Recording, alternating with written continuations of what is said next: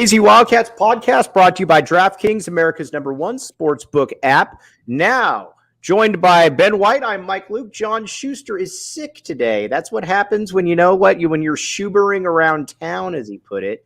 You're hanging out with the kids that are Ben's age, getting into a little bit of trouble. But hello, Ben. How you doing, dude? Hello, Mike. I'm doing great. What a game. All right, what a game. Arizona wins 88-62. We got a lot of really good stuff to get to. The peaks were in peak formation right there. We actually saw a fifth peak out there, but we'll get to that. Big thing to me, though, I loved the guard play in this game. Courtney Ramey, Kerr Kriisa, both looked absolutely fantastic out there. Combined for 30 points, 7 of 10 from 3, 12 assists, 8 rebounds. I loved what I saw out there. Yeah, I think if you look at what the guards did tonight and you look at the lingering questions we've had all throughout the year with them, whether it's the inconsistencies, whether it's who outside of Kerr and Ramey is going to step up, I think you got that answered tonight. And I think what's really key, too, is you look at somebody like Tubelis, while he definitely contributed in a big way, nearly had a double-double, only playing 20 minutes, which is amazing, by the way. 20 minutes of action.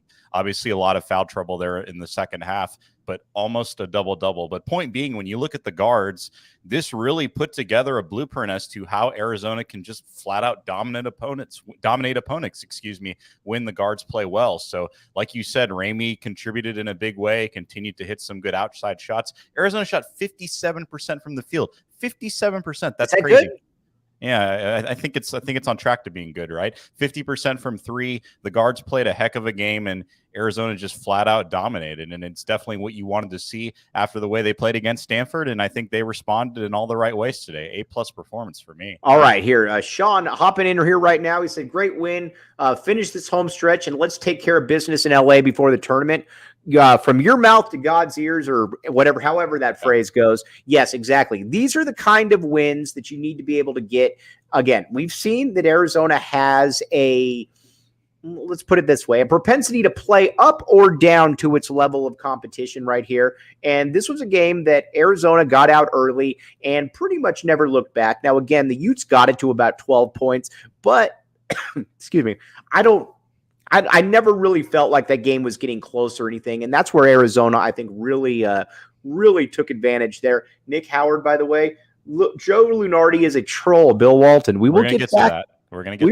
We will get back to that. But again, when you're Arizona right now and you're looking at possibly getting back into that second seed, you got to be able to get wins like this, and you got to be able to win, in the manner in which they did, Ben White. Yeah, exactly. I mean, it's an eye test at this point. Obviously, you've got to take care of business today, which you did. You've got Colorado coming up on Saturday, which will be interesting. Obviously, they had a pretty impressive win against ASU, which in my mind essentially knocks ASU out of the tournament at this point. So yeah, that sucks.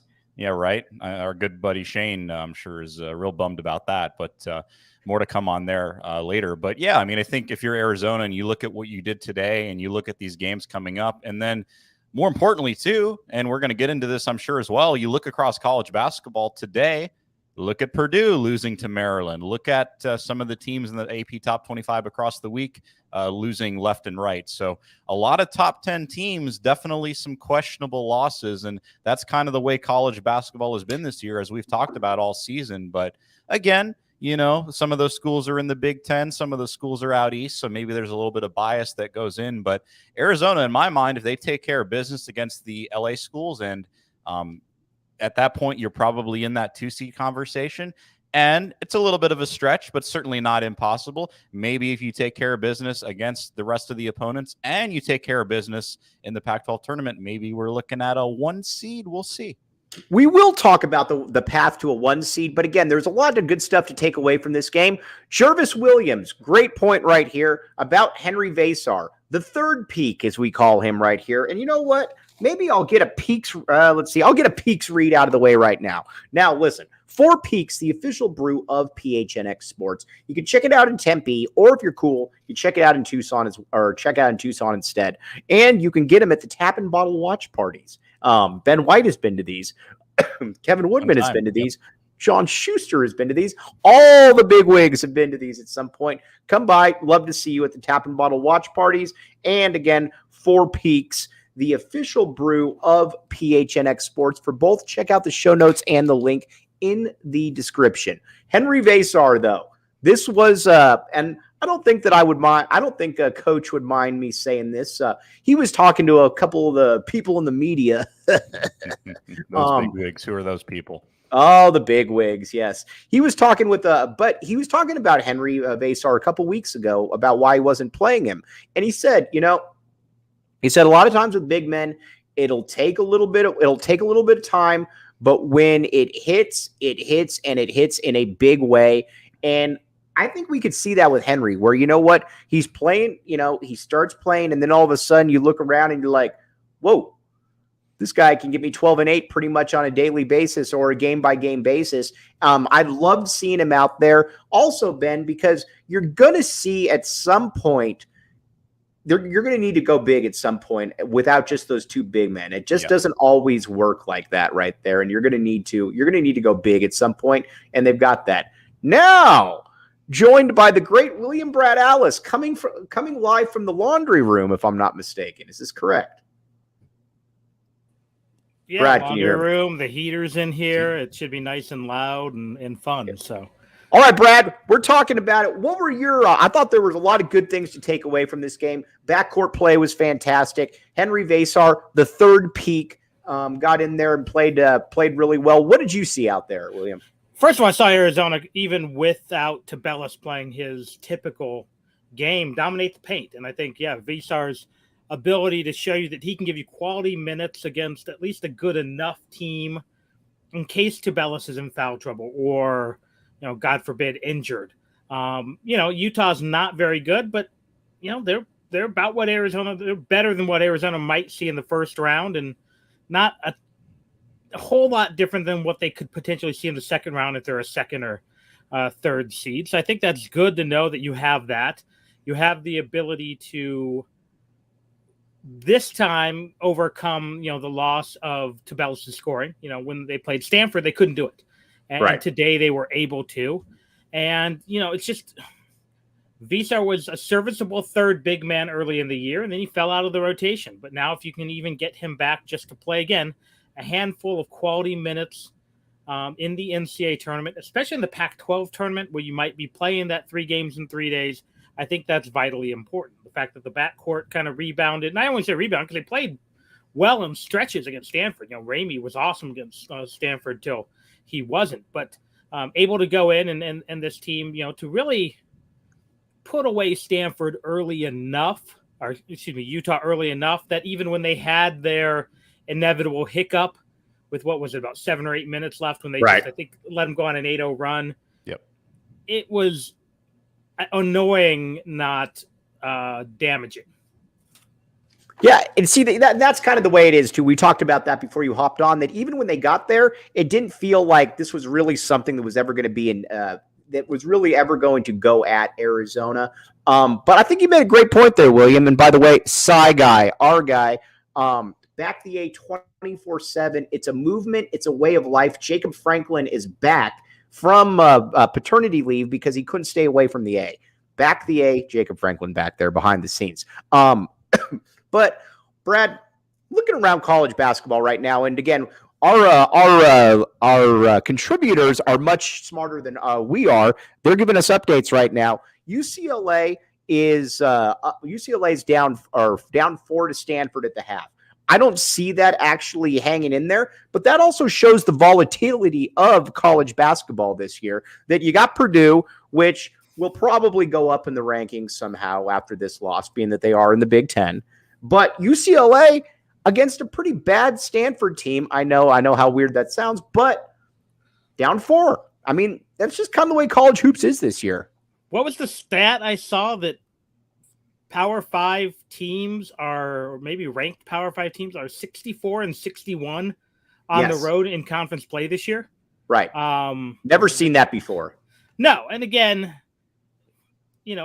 we always see at some point many top 25, top 10, even top 5 teams lose, but not at this rate. There just frankly isn't a dominant team in college basketball, which in a weird way I think bodes really well for Kansas. I think Kansas right now, I think when you've got... Are you back in the K? here's what scares me. If you got 16 teams and there's no difference in any of them, he's the best coach with the best team, best proven coach right now. I mean, there's no Coach K. There's no Roy Williams. Izzo's team is super flawed. Patino's not taking Iona to the Final Four. Right. So, but it also opens the door for Tommy Lloyd, who's, never been there before, for Matt Painter. This is going to sound weird. Sean Miller. This is going to be, I think, one of the wildest NCAA tournaments, but a lot of times when that happens, the cream rises to the top. Now, let's see, is Tommy ready to ascend to that cream, which I think, again, maybe a year early, and what was, I don't want to say a rebuilding year, but a retooling year.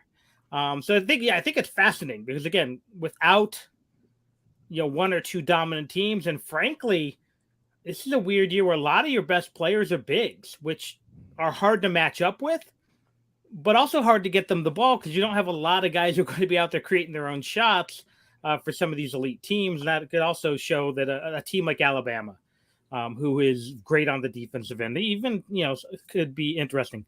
A team like UCLA, who could maybe grind you down to a 45-point game, could be very interesting. I think it's a fascinating year. Every time I get ready to say, Kerr Kriisa, just not a good shooter. He has a game like this where he goes 4-4, and I'm going to say something else. He had where he got into the lane as well, made a floater. That to me makes this entire team different. If you got Kerr Kriisa in there and he's actually stressing defense outside of just shooting open threes, it becomes a drastically different environment there, especially with Courtney Ramey bombing away in the way he has. I would love to see a little bit more aggression from Kerr Kriisa, Ben, as far as getting into the hoop, getting the floater, and putting a little bit more stress on the defense. Yeah, Courtney Ramey certainly looked like Pat Mahomes out there with that full court pass in the that was great. The breakaway there, and I think that's the second time we've seen that now, right? By the way, Ben, I can't believe that Brad Allis was not the first one that brought up a Kansas City Chiefs reference. It was Ben White in California doing it. There you go.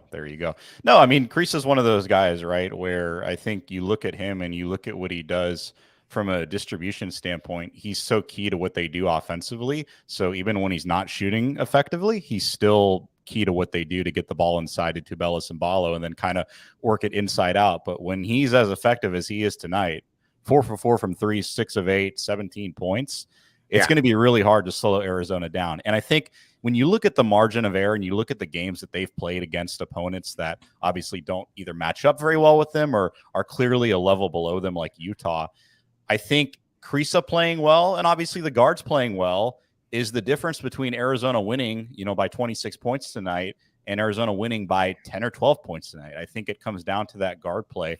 And to me, Brad has made the best point out of all this when it comes to this game. You have a quote-unquote slow game from Tubelis. Now, granted, he still had 11 and 9 in 20 minutes, which is amazing. Then we talked about the start to show. But when you look at that, considering that, and considering the way that Kriisa played, considering the way that Ramey played, and considering the way that Larson played, who we haven't even got to today, and Henderson made some key shots as well, when all four of those guys from a guard standpoint are contributing the way that they did, Arizona just has the ability to blow the lights out of teams like Utah. So come tournament time, if those guards are hitting and, God forbid Tubelis is in foul trouble or there's an injury or something like we just alluded to there, those guys can step up. And they've been groomed to step up, right? It's been a process all year. What were our conversations back in November and December is I just don't know if this team has the shooting. I don't know if this team has the guard play. And I think we're at a point in the year where these guys have enough minutes in the cockpit and they've obviously done a lot on the court to improve, and their shooting has gotten more consistent. They play defense first, inside out. So this team's in a really good spot when you have all 3 or 4 of those guys at least giving you something viable. I'm not saying all of them have to score 20 to 25 points, kind of like how Ramey did having 26 against Stanford. But if you're making meaningful contributions like they did today, Arizona's in a great spot, and they match up with anybody in the country. All right, it's time now for the DraftKings Pick of the Week. All right, last week, I believe, that we actually all backed William Brad Allis's Kansas City Chiefs to win the Super Bowl, if I'm not mistaken. Did you, Ben White? Of course I did. I led with the Chiefs, and then you guys thought Eagles. And we piggybacked off and the then you greatness of Ben piggybacked off White. it. Yeah, right. I don't blame it. All right. So but now it's time for the DraftKings pick of the week. I am going to go with I'm going to go with something big here. I'm going with a futures bet of the Phoenix Suns to win the championship. We're going to cut down the nets, going to make it to the finals, and that's what I'm going with right there. William Brad Alice, what are you going with? I'm taking the Birmingham Stallions to win the USFL South. There you go. Fair enough. I have That's no a idea if bettable that's what thing. it's really called, but or how about Scooby Wright to win USFL Defensive Player of the Year? All right. You can do that. What do you got there, Benjamin? You know what? I'm going to rain on Brad Alice's Bill Self in Kansas parade. I'm going to take Baylor over Kansas on Saturday. Oh, I like that one. Exactly. All right. Now, DraftKings. You might be saying to yourself, Mike, DraftKings, what's the deal with this? Here's the deal. You can put down $5 and you can get up to $200 in free plays off any of these NBA games right here. You got games today. Then you got the All-Star game coming up. Then you got games after it. If you think I'm an idiot, go against what I said about the Suns, or if you think I'm smart, go with me. Either way, check it out, the DraftKings Sportsbook app, 21 and up, Arizona only. You got a gambling problem, call 1-800-NEXT-STEP. Check out the show notes and the link in the description. All right, so excuse me, back to Arizona here. Watching this team and watching college basketball, we've talked a lot about Arizona's flaws and that it's not a great ball handling team per se. It's not a team that that has some trouble with length at times. But I'm also of the opinion now, and I've really come to this, that you know what? You look around college hoops. Look at Alabama. They've got flaws because they're incredibly young. You have no clue. We've seen a lot of young teams get bounced early. Houston, they struggle to score at times. I mean, you watch them. I think that they're probably have the best roster per se. I would love Texas if they had their coach, but they don't have their coach. Kansas, like Brad said, might be the most the easiest pick, but Kansas also isn't very big, doesn't have any bench. So you look around here, the things that we're all worrying about are just different in that, there are flaws on basically every team out there, guys. Yeah, with the NCAA tournament it's always a matchup thing. I mean, we've always seen it where, I always point to 94, and I know that's ancient history for a lot of people, but you looked at the bracket, and it was tailor-made for Arizona. Ben White, can you name one player from the 94 team? Ben White was not born in 94. Ben White gets a pass. Ben White can talk in third person. That's how cool Ben White is. Go ahead, Brad. Sorry. You look at other years and you're just like, oh, I don't care how well they play. They're not getting through this bracket. So I think it's going to be a lot about it. It's going to be matchup. I think, you need to avoid, I think in the early rounds, experienced teams with either a ton of length or a ton of shooters who can throw a zone at you. But at the end, it's going to come down to really, for Arizona, it's going to come down to really basic stuff, boring stuff, turnovers. Can Arizona play with 13 or fewer turnovers while shooting, 38% or better from behind the arc? And most of those games are going to win. Odds are when they get bounced, and this has happened to many of an Arizona team, it's because they're going to go cold from behind the arc and not be able to create those shots. Again, being as old as I am, which is Shoe's half-life. You're turning 50. We're going to be hanging out. Maybe. Sorry, go ahead. Yeah, it's coming up here. But Steve Kerr going cold in the 88 Final Four. It was Damon going cold in 94. It was Gilbert Arenas getting hurt. And Gilbert and Jason Gardner going cold in 01. So again, it's not exactly going out on a limb and saying that, but if Kerr Kriisa shoots 50% from behind the arc, Arizona's probably not losing a basketball game. Right. Converse, unless he has 8 turnovers, which again that could happen too. That's what to piggyback on what you said earlier. That's what I think I want to see from Arizona the next few weeks. I want to just see Kriisa and all the guards just take it to the hole more often, even if they're driving in distance, because I just want it on tape. So You can't sag off of him or play up on him, I should say. You have to respect the drive even if he drives twice in the entire NCAA tournament, at least it's there. And when you're scouting Arizona, you got to be ready for it. Because right now, a lot of teams are just going to sit back in a zone, try to deny that entry pass to the bigs, and try to have Arizona outshoot you. And if you can do that, they could be in trouble. All right, Cy Guy and William Brad Alice, I think, make a great point about the threes. Courtney Ramey, I want to talk about. Does he want me to stop shooting the three? Because he hasn't seen me play. I'm a driver. I'm a drive and dish guy. I have no outside game whatsoever. You know what? You're built like Kylan Bosewell, and you play like Kylan Boswell. How about that? I think I built like Khalid El-Amin, and I play like Kevin. Well, you're an NBA player then. You just said that you're an All-American in college and you're an NBA player. Is this? Can we get this on record? I'm built like him. My game is who is the worst walk-on of all time? That's my game. All right, fair enough. Courtney Ramey, though, I would like to see him try to. We talked about this a little bit with Kerr, but I mean this even more with him. I'd like to see him drive a little bit more because you watch him. He's pretty nifty with the ball. He's a pretty good athlete as well. I'd like to see him drive a little bit more and not just be the guy that's just shooting threes out there, guys. I mean, again, he's making them, but I'd like to see him do a little bit more because I think he can. Yeah, I think he can. I think he's one of those guys, too, where, you look at some of these guards, and he's obviously 6'3". He's not dealing with the Boswell situation, but you look at some of these guards as they kind of ease into the comfort level of blending in and figuring out what this team's trying to do offensively when it doesn't have Tubelis and Ballo to solely rely on. But I think he's a guy who obviously has the outside shot down, like you said, but I'm just impressed with the way he passes. I mean, he has a spectacular vision for the court, and he's definitely a guy who you don't certainly want on the ball, but he's definitely a guy you can defer to if you have to run the offense through him through stretches. And I think as he gets more minutes, because he has planted himself in that two-guard spot, he's going to be a guy who feels more comfortable to get to the basket and make those nifty moves. And tonight, obviously, Arizona was really hot from the outside. They didn't need to go inside the way that they did, from a guard standpoint. I thought, obviously Tubelis and Ballo certainly did the majority of the work there inside. And you look at the paint production, right? I mean, Arizona had 38 points in the paint, and Tubelis only had 11 points. So that goes to show you how just crafty some of those guys were to get inside. And, he's a guy I think Arizona is going to rely a lot on. I think he's also a guy that we have to remember is, he's a transfer, and he obviously comes from a different era of college basketball prior to coming to Arizona, but he's a guy who's going to get more comfortable. But at the same time, I think we have to accept he kind of is what he is, and he's definitely playing at his peak when you look at what he did at Texas and how he's come into Arizona. Speaking of peaks, Brad, what did you think about the peaks out there again? So again, we talked about it, I think, before you hopped on, that Arizona's going to have to play one of the peaks at some point, and that's obviously going to be Henry Vesar.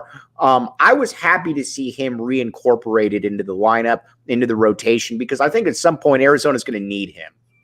Yeah, I think, I know it seems like ancient history. I mentioned that when I first came on, that I thought that was important minutes that he had today, because at some point you're going to need him, whether it's for the back-to-back that you might have in Vegas, or because, and again, Ballo or Tubelis is in foul trouble, or again, if God forbid, injury. So yeah, I think the fact that, if you could even just get 15 out of them, maybe 25 over the first two nights of the Pac-12 tournament, assuming they go to the finals, just to take some of that wear and tear off of, the what are we going to call them? The primary peaks? I'm not sure. We can call them the main. We call them the main peaks or the primary peaks for sure. So and then if Vesar can just get you a few less minutes on those legs, if Vesar can give you 10 minutes, let's say they're a 2 seed and they're playing a 15 in the opening round, can he play just enough minutes to keep those guys fresh?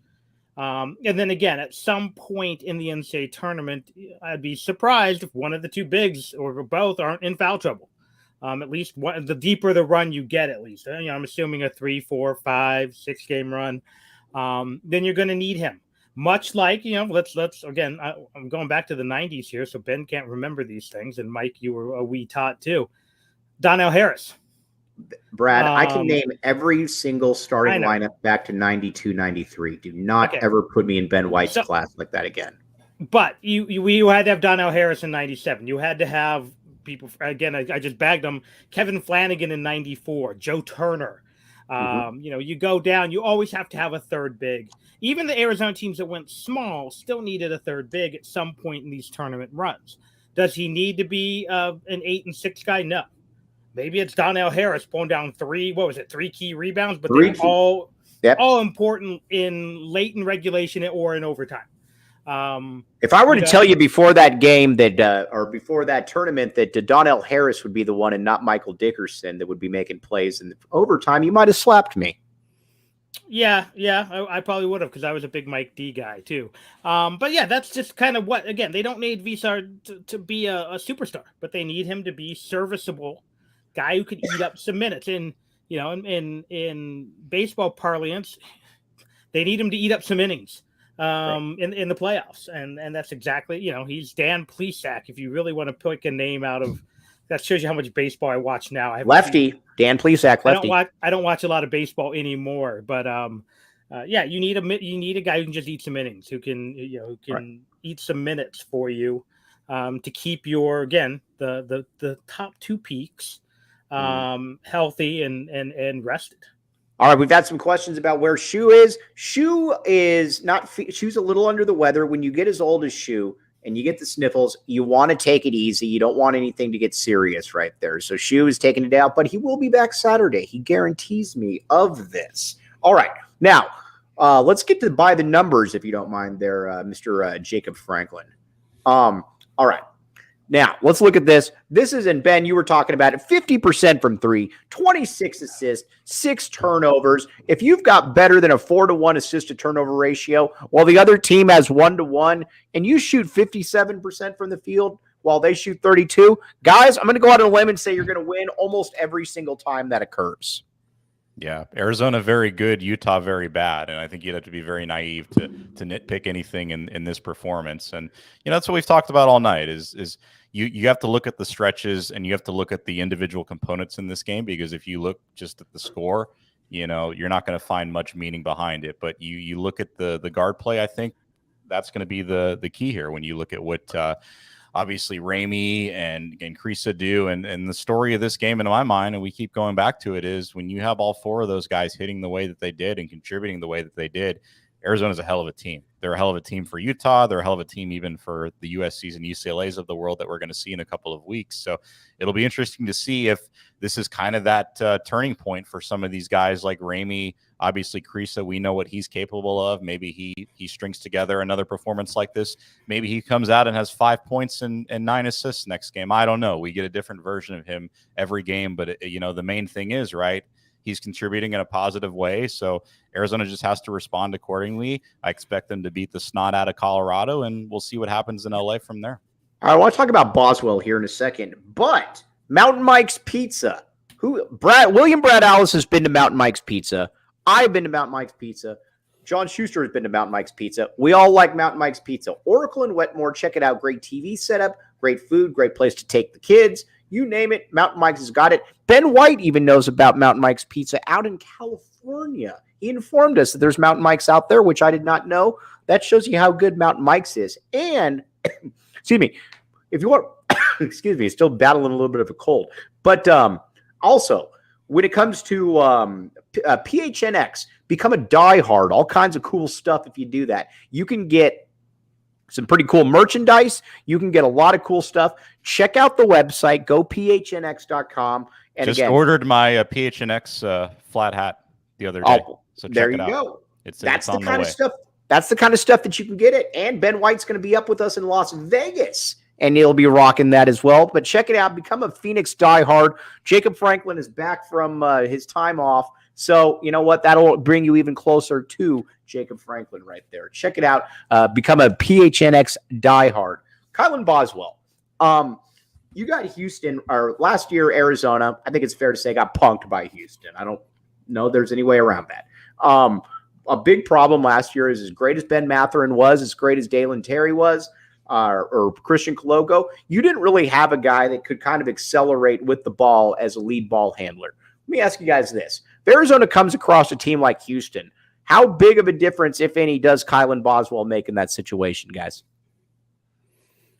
Well, I think Boswell is super important because he gives essentially Arizona 4 ball handlers. when you mix him in with Ramey, the pinball, and Kerr Kriisa.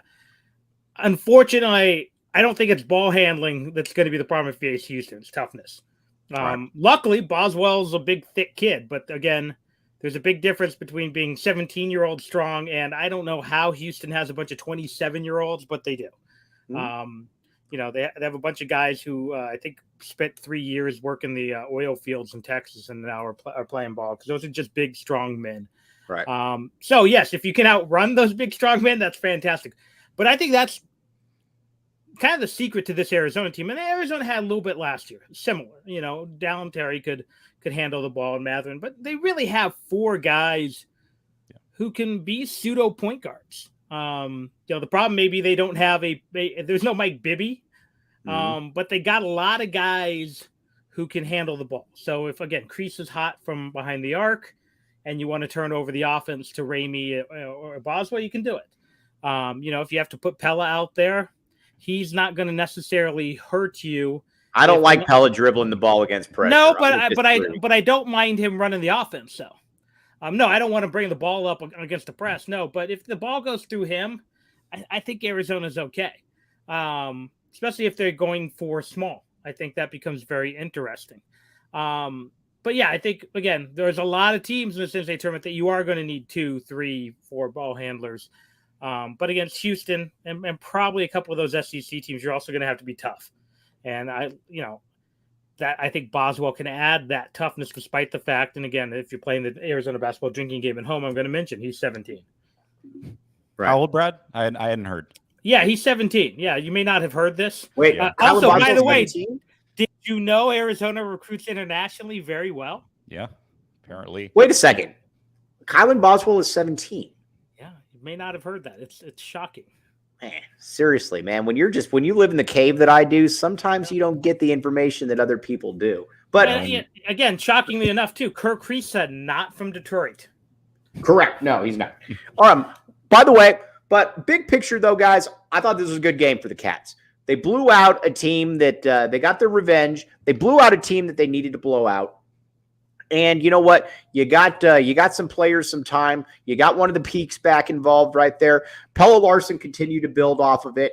And then Courtney Ramey, Kerr Kriisa, both I thought played very well. You're going to need them to play really good ball.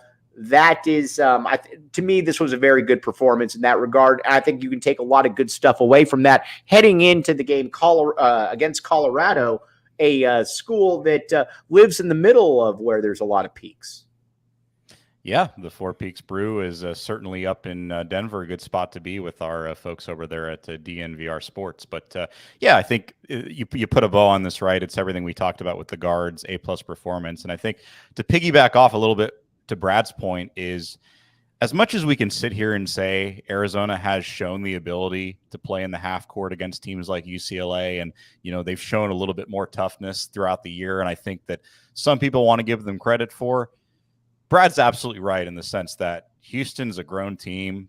They're big inside, they're long, they're athletic. And in my mind, if Arizona's going to match up with somebody like that in the NCAA tournament, I think the only way you're really going to beat them is by shooting really well.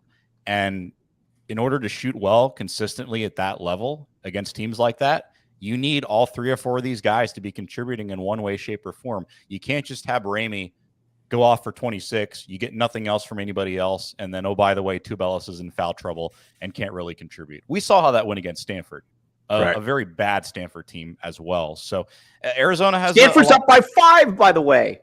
Yeah, they'll probably be up by 15 after they heard what I said about them. But yeah, I think with Arizona, right, it's the guard play. It's building off today. It's blowing out Colorado, doing what you need to do. It's sweeping the LA schools if you can. I think holistically from a national perspective, a lot of folks expect Arizona to beat USC, and then you get to the UCLA game. We'll see what happens. And then from there, you kind of reevaluate in the sense that, Are we at that 2 seed spot? Are we at that 3 seed spot? Have we done so well and have had more teams across the top 25 continue to lose that maybe we're somehow back in that 1 seed spot, a little bit of a stretch? And at that point, you assess how you go into the Pac-12 tournament. Is this something that we need to take seriously? Obviously, win the tournament, try to do as best as we can, or do we kind of have our spot locked down and we want to assess how we go from here? So a lot of unanswered questions, and buckle up, my friends. It's the most exciting time of the season for sure. William, put a bow on this. Revenge is sweet, and when you can learn from your mistakes of the last game, it's even sweeter. And especially when you factor in that, they had some of the same issues with Tubelis, at least early on. I mean, I think he had 4 points midway through the second half. He, obviously finishes 11-9, I think. But yeah, that's about all you can ask for. If you're Tommy Lloyd, you're pleased, because that meant the coaching this past week seemed to have worked. And again, you put yourself in position now that game at UCLA is important for a league championship, for seeding, for national recognition. And that's, kind of a fitting send-off to this series, that they're going to play at least a couple more times with a lot at stake. All right, everybody out there, really appreciate all of your comments. You're much smarter than us. Also, thank you for keeping us updated on the UCLA-Stanford game. Go Stanford right there. That would be awesome. Ben, Brad, really appreciate both of you guys. Jacob Franklin, the GOAT, he's back in the seat right there watching us right now. He's back in the A. Appreciate everybody out there for Ben White, Brett Alice, Jacob Franklin. I'm Mike Luke. Be back with you tomorrow. You've been listening to the AZ Wildcats podcast.